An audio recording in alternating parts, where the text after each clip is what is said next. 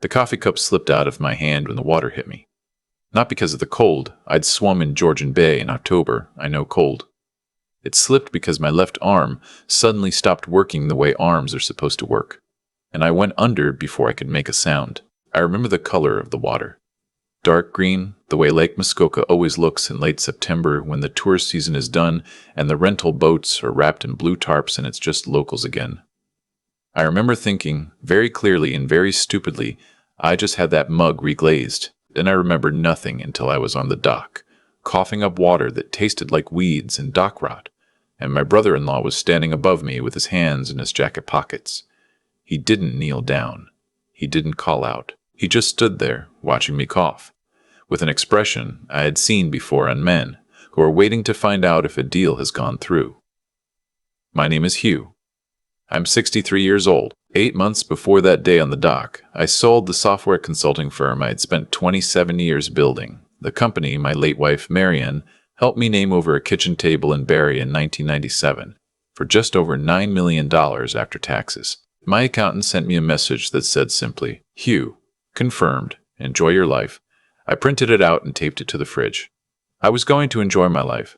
I had plans. Marianne had been gone 4 years by then, and I had spent most of those 4 years running the company too hard, because it was easier than being at home in a house that still smelled like her shampoo.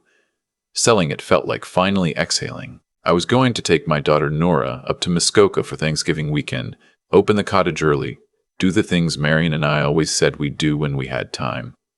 Nora is 31. She teaches French immersion at an elementary school in Guelph. She has Marianne's laugh and my stubbornness, which is a combination that has served her well. She married a man named Craig 3 years ago. Craig sells commercial real estate in Mississauga. He is very good at shaking hands and very good at remembering your name the second time he meets you. The first time I met him, at a dinner Nora had arranged at a restaurant in downtown Toronto, he leaned across the table and said, Hugh, I want you to know I intend to take very good care of her. He said it the way someone reads from a prepared statement. Marianne would have said, he's fine, Hugh. Not everyone is interesting. She had a gift for that. Letting things be what they were. I will be honest with you. I did not dislike Craig. I just didn't particularly know him. He and Nora came to the cottage maybe twice a year, always on weekends when Craig had nothing else scheduled, always for exactly the right number of hours. He drank one beer, helped stack the kayaks, and asked the same question about the property taxes every single time, as if we hadn't had that conversation before. I assumed he was nervous around me. I assumed it would eventually ease. It didn't ease. I understand now why it didn't ease. That September, I sold the company on a Wednesday, and by Friday I was in a lawyer's office on Bay Street updating my will. My financial advisor, a careful woman named Audrey who had managed my RRSP since Marianne was alive, had called me the morning the sale closed. Don't let it sit in your checking account, and don't let 6 months go by without a plan, she said. I've seen people do both, and it never ends well. The plan was straightforward. The cottage would go to Nora outright. The investment accounts, after a gift to Marianne's sister and a donation to the palliative care unit at RBH, where Marianne spent her last weeks, would go into a trust structured so Nora could draw on it sensibly, rather than receive a lump sum that would change her life in ways she hadn't asked for. Audrey recommended the trust. My lawyer recommended the trust. I agreed because it made sense. I did not tell Craig about the trust. I told Nora because it was her inheritance and she deserved to understand it. I asked her not to discuss the details broadly. She agreed without much comment, which I took to mean she thought it was reasonable. I found out later that she had told Craig that evening over dinner. I don't blame her for that. She was his wife. That's what you do with your spouse. I understand that. What I understand less is what Craig did with the information. He started calling more. Not Nora calling. Craig calling. He would phone on Tuesday evenings, which was odd because before then he never called me at all. He'd chat for 10, 15 minutes. Very easy, very warm. How was I settling into retirement? Had I looked at any travel? What were my thoughts on the market lately? He asked once if I'd ever considered a family investment vehicle, something structured where multiple generations could benefit.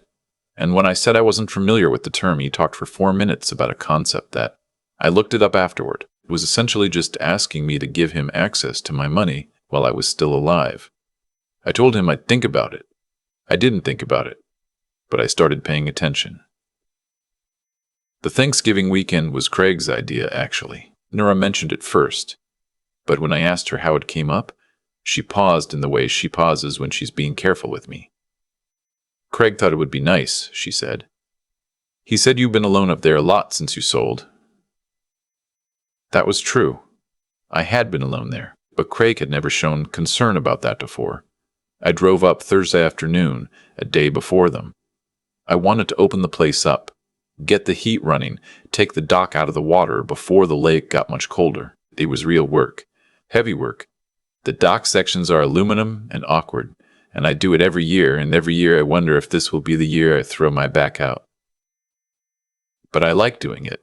Marion used to watch from the deck with a glass of wine and make unhelpful comments, and I used to pretend to be annoyed, and I miss that so much. Some days it sits in my chest like a stone. Nora and Craig arrived Friday afternoon. I had made beef stew from Marion's recipe, the one with the dark beer and the parsnips, because it was that kind of weather.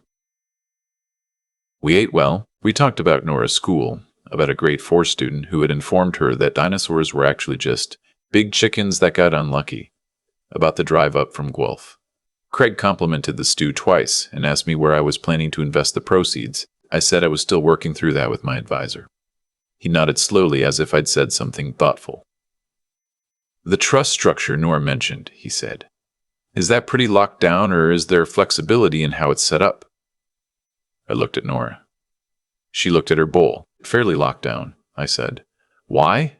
Just thinking about optimization, he said. Tax efficiency, estate planning. I've been doing some reading. There are structures where a spouse or a son-in-law with the right documentation could act as a co-trustee, which can have benefits during the transition period. I said I'd take that under advisement. I poured him more wine. I kept my face the way I learned to keep it in 27 years of client negotiations, which is warm, neutral, and giving away nothing at all. That night, after Nora was asleep, I sat on the dock with a flashlight and the particular quiet that Muskoka gets in late September when the loons have already left for the season. I sat there for almost an hour. The next morning was cold and bright. That particular autumn clarity you get in the Muskokas when the maples have just tipped and the air has a bite that isn't winter yet.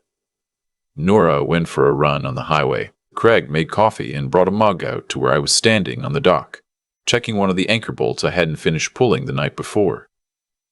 We talked about nothing for a few minutes. The water. The weather. He asked about the bolt. Last section, I said. The anchor's rusted. I've been meaning to replace the whole assembly. Want me to take a look? I've got it. He stood beside me. I was crouched down, working the socket wrench, and he was standing above and slightly behind me. The dock was slippery. There had been frost overnight that the morning sun hadn't fully lifted yet. He said, Hugh, I think there's a real opportunity here that your advisors might not be presenting to you. I said, I'm listening. He said, Nora is going to be the primary beneficiary regardless. It's just a question of whether that money grows efficiently in the interim, or whether it sits in a conservative structure that benefits the institution more than the family. I started to answer. I started to say that I was satisfied with my arrangements. I felt both hands on my back, between my shoulder blades, flat and deliberate, and then I was in the water. The cold was absolute, not gradual, absolute. Lake Muskoka in late September is 11 degrees Celsius. I know this because I looked it up afterward in my Weather Network app while I was sitting in the hospital in Bracebridge. 11 degrees. Your body starts losing coordination in under 10 minutes. I went under and came back up gasping, and in those first seconds I wasn't thinking about Craig or intent or anything rational. I was thinking about the depth, which at the end of the dock is about 3 meters, and the bolt assembly I had been working on, which I grabbed with my right hand completely by instinct. Old iron, rough with rust, bolted to a concrete anchor on the lake bed. I held on. Above me I heard Craig's voice, very loud suddenly, calling toward the cottage. Hugh slipped. He's in the water. he was in the water. And then, much lower, almost to himself, the way you talk when you think no one can hear, God, finally. I held on to that bolt and I did not call out. I'm not entirely sure I can explain that decision. Some of it was that I couldn't get air properly yet. Some of it was pure instinct. The same instinct that had kept me very still in a boardroom in 2008, when a partner tried to push me out of my own company. The instinct that says, wait, watch, do not react until you understand the full shape of what is happening. Some of it was that one word. Finally, the shape of it in his voice, the relief in it. I kept one hand on the bolt and moved myself along the anchor cable toward the shallow end of the dock. The water was agonizing in the way that feels like sound, a high, constant tone you can't unhear. I moved slowly. I kept my head below the dock level where he couldn't see me from above without leaning over the railing, which he wasn't doing. He was already back up on the path, calling toward the cottage. I got myself to where I could stand. I stood in chest-deep water in my jeans and my flannel shirt, and I listened. Nora came out at a run. I could hear her feet on the gravel, then the dock. I heard Craig say he didn't know what happened. He was just standing there, and I went down. He tried to grab me but couldn't reach. I heard Nora ask if they should call 911 and Craig say he didn't know. Maybe they should wait a moment to see if I surfaced. I pressed myself against the dock frame in the shallow water, and I breathed, very slowly, in through my nose. When Nora went for her phone, I climbed out of the water on the far side of the dock, the side facing the trees rather than the cottage. I walked into the tree line. I was soaked and beginning to shake violently, and I walked maybe 50 meters into the bush and sat down against a spruce tree and pulled out my phone, which was in a waterproof case, because I am the kind of person who bought a waterproof case after I dropped the previous phone in the same lake in 2019. I called Audrey. She answered on the second ring on a Saturday morning, which is the kind of financial advisor she is. I said, I need you to listen to me very carefully, and I need you to not ask questions until I'm finished. I told her what had happened. All of it. The conversations over the past weeks. The question about the trust. The hands on my back. The word, finally. I told her I was currently sitting in the bush behind my cottage, soaking wet, and my body temperature was dropping fast. She said calmly, Hugh, first, hang up and call 911. Second, I'm going to call our lawyer. Third, don't go back to the cottage yet. Do you understand me? I said yes. I called 911. The dispatcher was very calm and very efficient, the way emergency services in Ontario tend to be, and she stayed on the phone with me until I saw the lights from the road. The OPP officers went to the cottage first. I gave them my location, and they came to me on foot through the bush. I was wrapped in a thermal blanket by then, the kind they carry in the first responder kits, and I was shaking hard enough that talking was an effort. I told them what I told Audrey. I told them about the word finally. One of the officers wrote everything down. She had a very steady handwriting. I remember watching her pen and thinking, Marion would have liked her. She has that quality of taking things seriously without making you feel dramatic for bringing them to her. Craig, I learned later, had given the OPP a detailed and coherent account of me slipping on the frost. He had told Nora the same thing. He was very sorry. He had tried to catch me. It had happened so fast. Nora believed him at first. Of course she did. She had no reason not to. She loved him. She had made a life with him. The mind protects the things it loves, and that is not a character flaw. That is just being human. I spent 2 nights in Bracebridge General for observation, hypothermia treatment, and because I had bruised 2 ribs on the dock frame on the way into the water. My neighbor at the cottage, a retired electrician named Bud, came and got my truck and brought me a set of dry clothes and a Tim Hortons large coffee, without being asked to. Because that is the kind of person Bud is. Audrey called me the evening of the second day. She and the lawyer had been busy. They'd reviewed every communication I'd had with Craig in writing. The emails, the one text thread where he had followed up on the family investment vehicle concept with a link to an article. They had spoken to a financial investigator they use sometimes for estate disputes. They had done some research on Craig's work history that I had never thought to do before he married my daughter. Craig had declared personal bankruptcy in 2019, quietly, before he met Nora. His commercial real estate license had a disciplinary notation from RECO, the Real Estate Council of Ontario, related to a transaction where he had failed to disclose a conflict of interest to clients. His income, which he had always described vaguely as variable but good, was, according to his filed tax returns from the years they were available, about half of what Nora had assumed. None of this made him a murderer. But it drew a picture that the OPP found interesting. The investigation took 11 weeks.